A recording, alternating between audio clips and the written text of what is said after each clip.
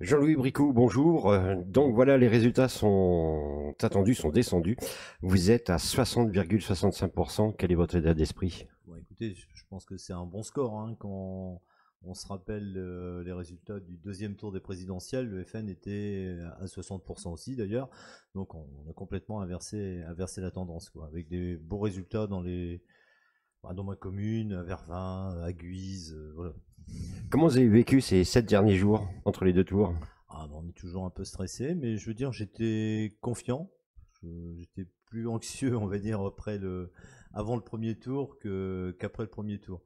J'ai bien vu que voilà, on avait fait la différence sur certainement l'ancrage territorial. Puis il y a eu un discours quelquefois de mes opposants qui était assez méprisant pour l'attirage, quoi.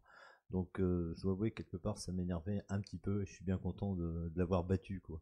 Parce que quand on vient d'ailleurs et qu'on se permet de quelquefois presque vomir sur notre tirage, qu'on n'y habite pas, qu'on connaît moins bien les gens, qu'on connaît pas les dossiers, qu'on ne connaît pas l'engagement des tirachiens et puis des gens du Vermandois. Voilà, je crois qu'il faut faire un peu profil bas quand même, c'est moins des choses. Alors, monsieur Bricou, monsieur le député, Oui. quels seront vos premiers travaux demain à l'Assemblée? Alors moi, comme j'ai pu le dire, hein, je veux rester un député constructif, parce que j'ai envie que d'abord la France réussisse, le gouvernement réussisse, parce que c'est la France, hein, tout simplement, qui réussit. Je veux qu'elle réussisse partout, y compris partout et pour tous, et en particulier sur notre territoire. Les premières choses, donc être constructif, même peut-être plus.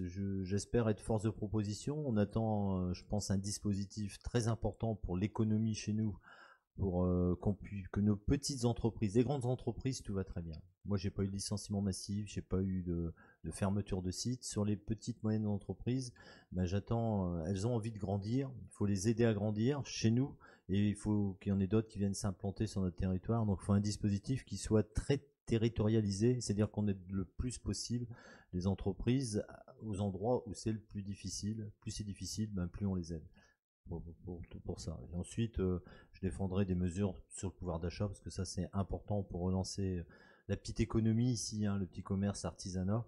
Je crois que les gens qui travaillent dur ont besoin de gagner un petit peu plus pour pouvoir vivre dignement. Et puis ceux qui ont travaillé toute leur vie, les petites retraites sont beaucoup trop basses. On a des cas de plus en plus difficiles, notamment des retraités par exemple qui sont pas propriétaires de leur maison au moment de la retraite. Je peux vous dire qu'on a une petite retraite et un loyer, ça commence à être très compliqué pour ces gens-là. Et quand on a travaillé toute sa vie, je crois que la moindre des choses, c'est qu'ils puissent vivre dignement, tout simplement. Monsieur Bricou, quelle sera votre première question à l'Assemblée nationale envers ce nouveau gouvernement? L'une de mes premières questions, si les questions, ce qu'on appelle d'actualité, ce sera de réclamer justement un peu de pouvoir d'achat pour les ouvriers, pour les bas salaires et les petites retraites. Je crois que c'est un élément essentiel. Donc, vous êtes le député de la tirage. Voilà. Merci, monsieur Et du Bricou. Vermandois. Merci beaucoup. Merci. Merci. Bonne soirée.